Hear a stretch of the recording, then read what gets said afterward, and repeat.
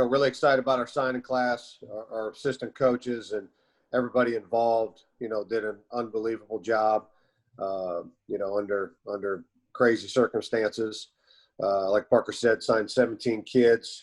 15 of them were high school, 2 transfers.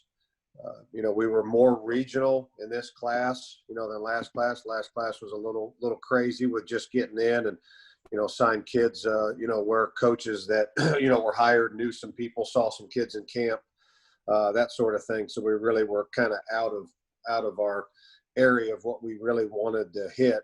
This was a little more, true to color. We were 4 kids from the state of Kentucky, 3 from Alabama, 2 from Illinois, 2 from Georgia, 1 from Missouri, 1 from Florida, and then, like I said, 2 transfers. So, overall, we went, for size. Big men lead the way. We want to be able to run the football, and so we signed some big kids in the O-line, and we want to be able to stop the run. Sign some big kids, defensive line wise. Distribution by position. We were offense. We were 4 linemen, 3 wideouts, a tight end, a running back, a quarterback, and then defensively 3 D linemen, 2 linebackers, and 2 DBs. You look at this class. There's like I say, a lot of size. I think you see a lot of kids that from winning programs in their high school, and then a lot of versatility. We had a lot of kids that we signed that play multiple positions and play multiple sports. So we've got some versatile athletic kids. So I'd like to open it up. You guys fire away at questions. Coach, this is Neil. Did you sign anyone who was unable to visit campus who actually didn't visit at all? Yeah. Matter of fact, that was the majority. It's crazy. Wow. And it went both ways. It's scary both ways.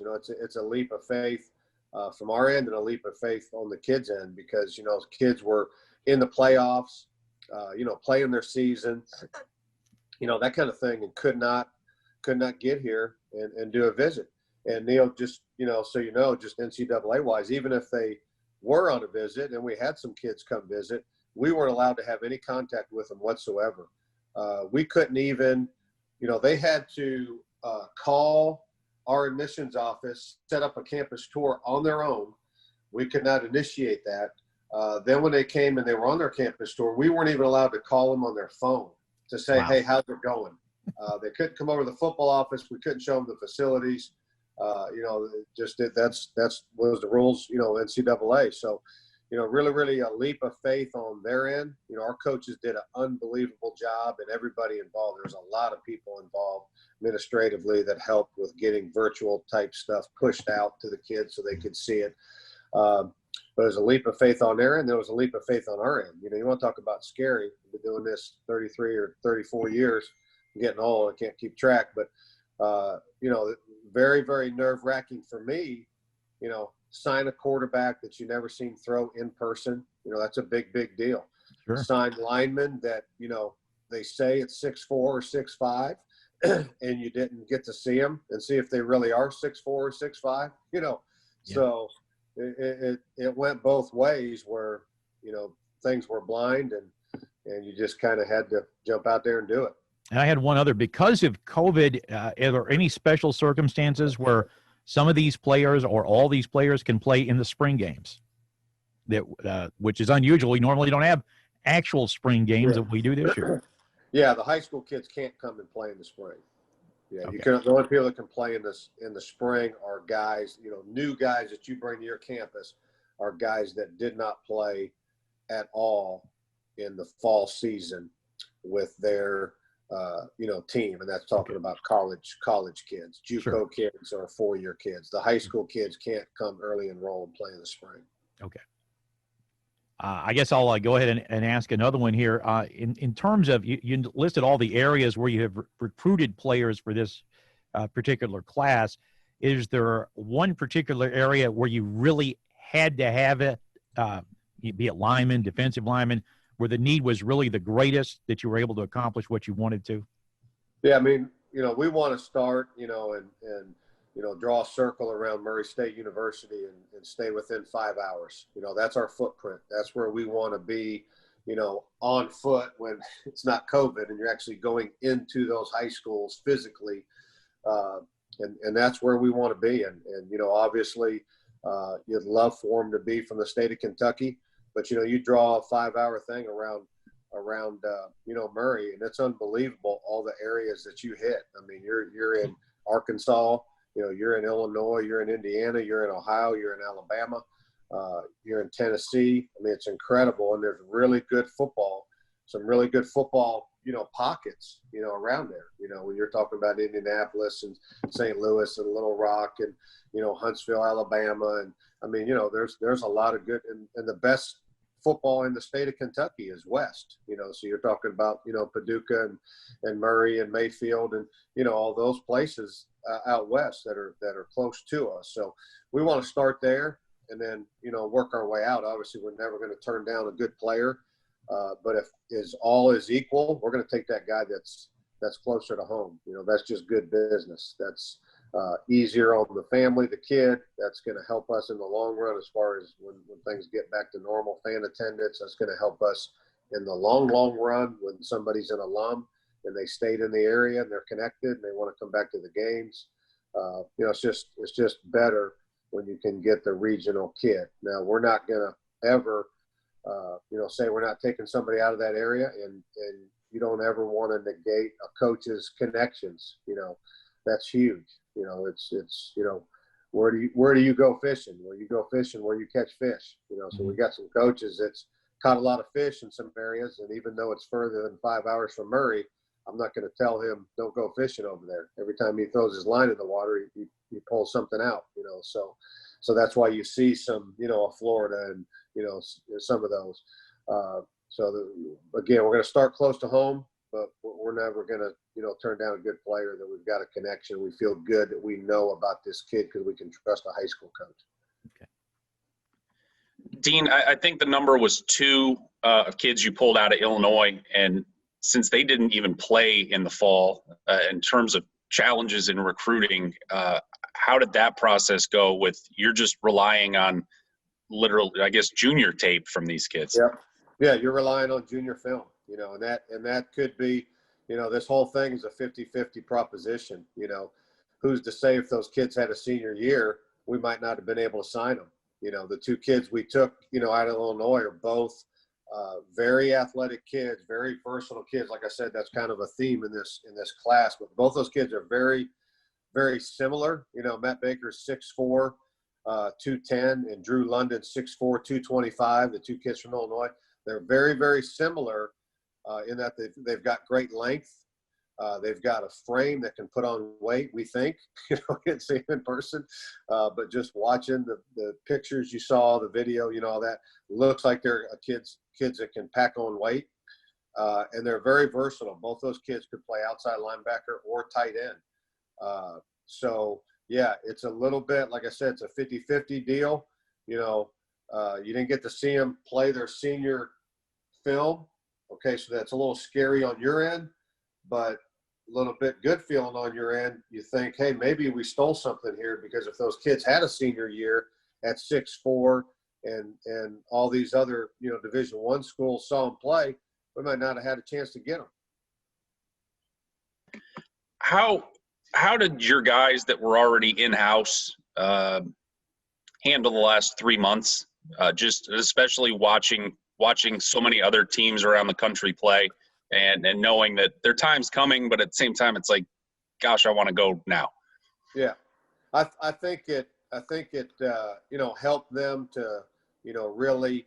I think 2 things helped them. One was just when they got a good perspective or a good handle on, as a majority, the FCS is not playing football. You had, a few conferences have a few teams in their conference play some games, some of them 1 or 2 games, mostly. So I think they really realized that as it went. We're not the only school or the only conference that's not playing. It's every FCS conference as a whole is not playing, but there's a few schools playing within those conferences. That helped when they realized that truth.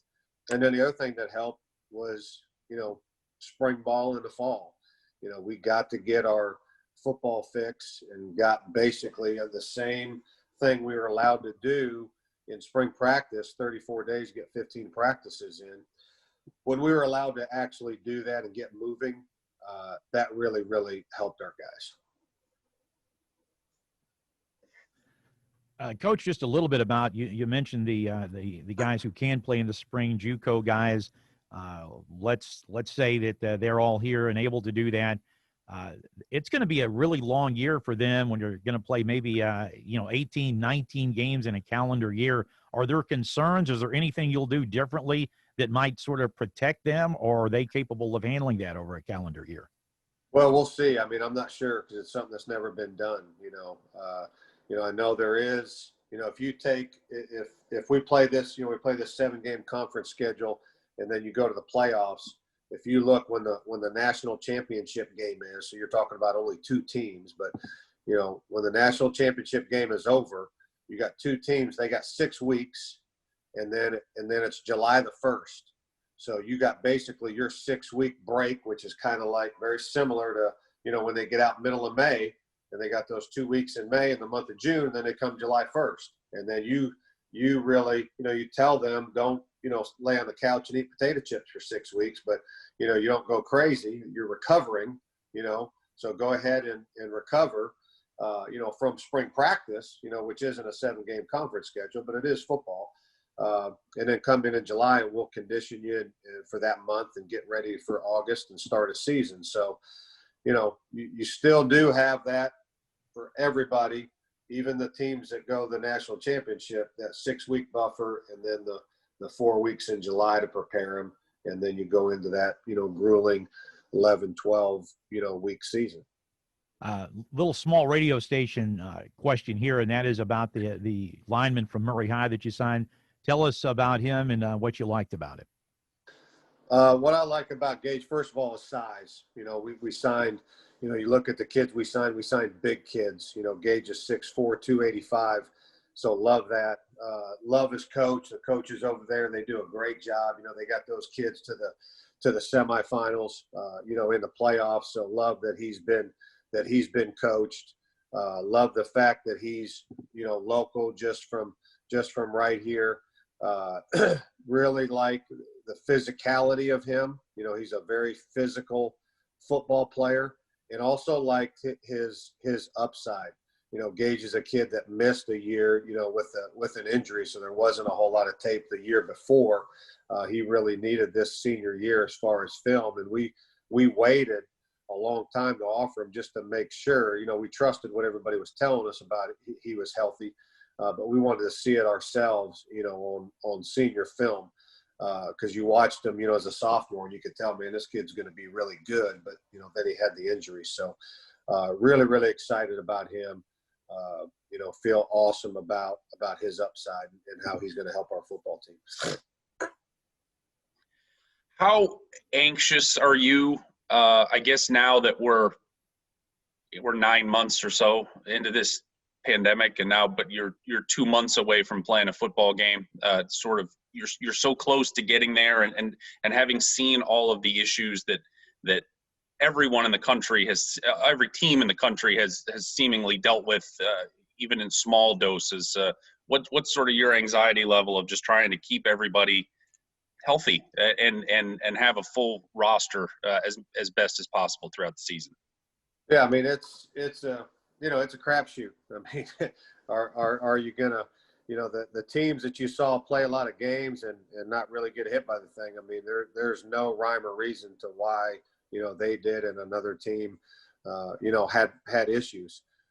You do all the protocol type stuff, and our people have done a phenomenal job. We did the first time when the kids came in July. We had a great plan.